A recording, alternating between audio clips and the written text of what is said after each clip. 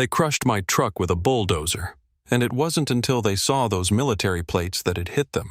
They'd picked a fight with the wrong veteran. That's the hook, right? And you know what? I still remember the taste of that burnt black coffee sitting on my porch in a house I'd bought for peace after 22 years in the Army. 10 deployments, 2 Purple Hearts, a spine that still aches when it rains. This street was supposed to be my sanctuary. Nothing fancy, just a modest house, a bit of grass out front, and my beat-up Dodge Ram sitting in the driveway, all I really needed. At least until the madness started. First, it was a slip of paper tucked under my windshield wiper, red-stamped, not even official-looking. Non-compliant vehicle subject to enforcement. No letterhead, no city seal, just a sketchy phone number and something about a neighborhood compliance task force. I actually laughed. Tossed it straight in the trash, thought it was some prank.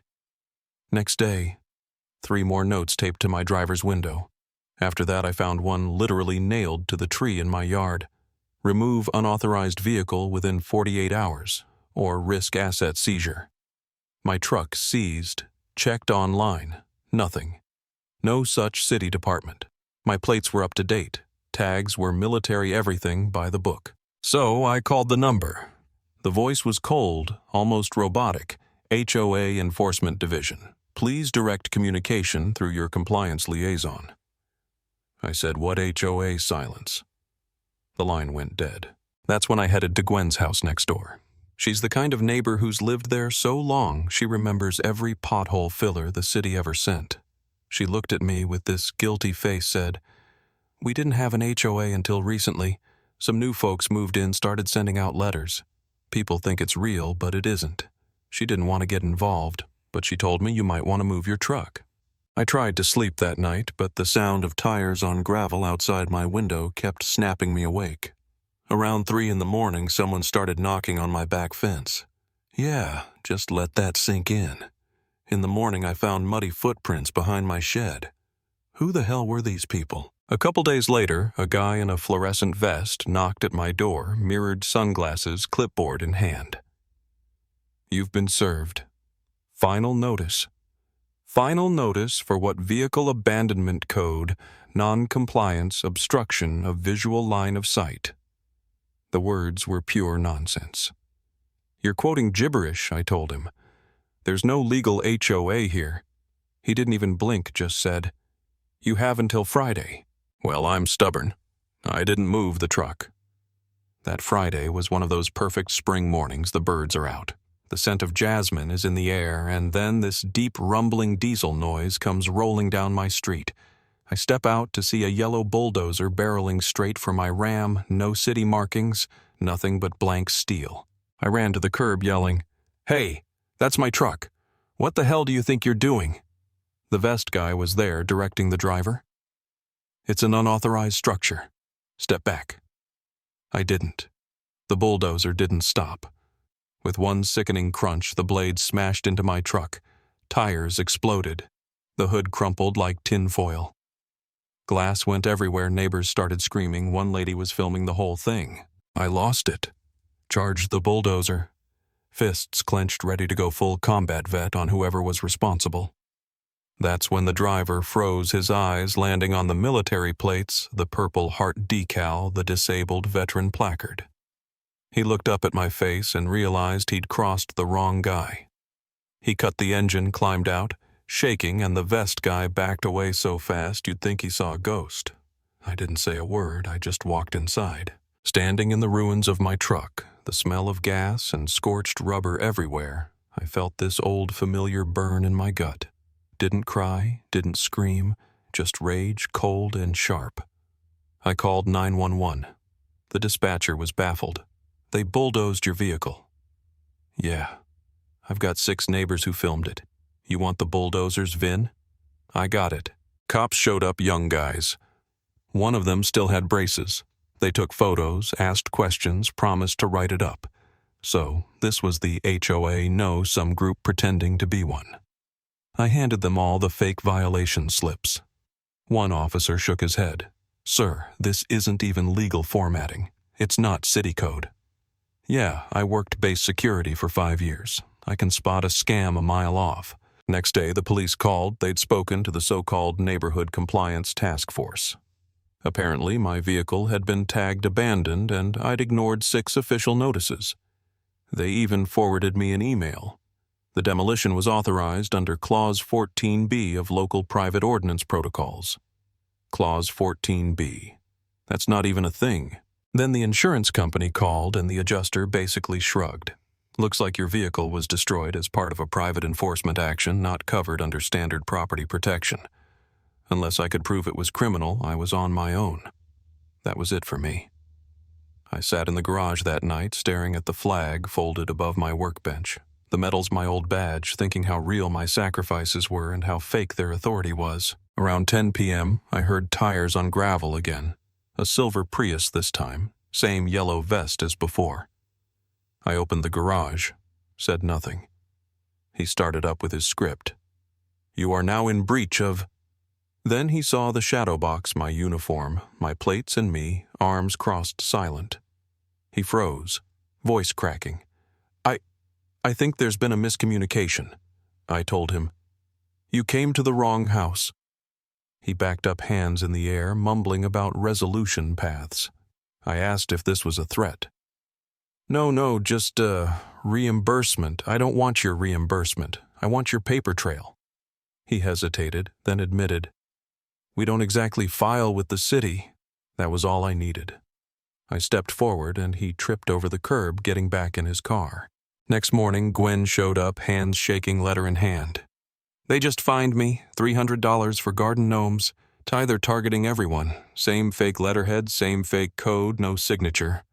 I realized right then this wasn't just about my truck anymore, it was the whole street. By noon, I was going door to door, clipboard in hand, talking to my neighbors. Out of 42 homes, I talked to 27 people. Every single one had gotten at least one violation. Half had paid up, a few had even let inspectors in their homes. One guy told me they threatened to put a lien on his house over a basketball hoop, and someone else's daughter had her car towed while she was still inside. These people weren't just bullies, they were predators using fake authority to scare honest folks into silence. So I started digging county records, city filings, nonprofit databases. No HOA, no articles of incorporation, no elections, nothing. That night I walked into City Hall with a fat folder, met an old clerk named Roger. He went through my paperwork and said, "These guys are using a city header we retired in 2016. That's forgery." He couldn't shut them down, but he promised to flag it for legal review could take weeks. Meanwhile, these frauds were still out there taping fines on windows threatening demolition. Gwen called, breathless. "They're posting another notice on your house." I raced home, and sure enough, there were 3 yellow vests at my door, one taping up a paper, one taking photos, one with a tool belt. "You're trespassing," I yelled. "You're in violation, clipboard," Guy said. "I have a legal notice from the city clerk saying you have no authority." He smirked. "Do you have a restraining order?" "No." "Then we're inspecting." I flipped on my old body cam, real military issue. "Smile," I said, "you're about to be part of a fraud case." They scattered. "You'll hear from our counsel," one yelled over his shoulder. But it wasn't over. That night someone tossed a brick through Gwen's window. Cops wrote a report, nothing more. That was the line crossed. I called an old Army buddy, runs a local veteran group. By the next afternoon, 4 former MPs were patrolling the neighborhood in pairs, not looking for a fight, just collecting facts. I put together a 48-page dossier, fake forms, witness statements, video photos, harassment. But nothing prepped me for what came next. 3 days later, a real city inspector showed up, nervous as hell. "Mr. Chandler, I was sent to inspect your property. A demolition permit was filed for your house last week." I just stared at him. "Demolition of what, your house, sir? Filed by a community enforcement entity. It wasn't even a legal city office." Now they weren't just faking an HOA, they were trying to wipe me off the map. I didn't waste a second. Next morning I drove to Channel 8 News, biggest local station around. Didn't raise my voice, just handed the receptionist a USB drive labeled Fake HOA. 3 hours later, a reporter called, "This can't be real. It's worse than real. I told her it's organized. They aired a 3-minute expose, bulldoze truck, crying neighbors. Gwen with her busted window, me pointing at the demolition notice on my siding. Public response was volcanic. Veteran groups shared the video nationwide. Gwen's fundraiser shot to 10 grand in a night. Even national media picked it up. For once, people were listening.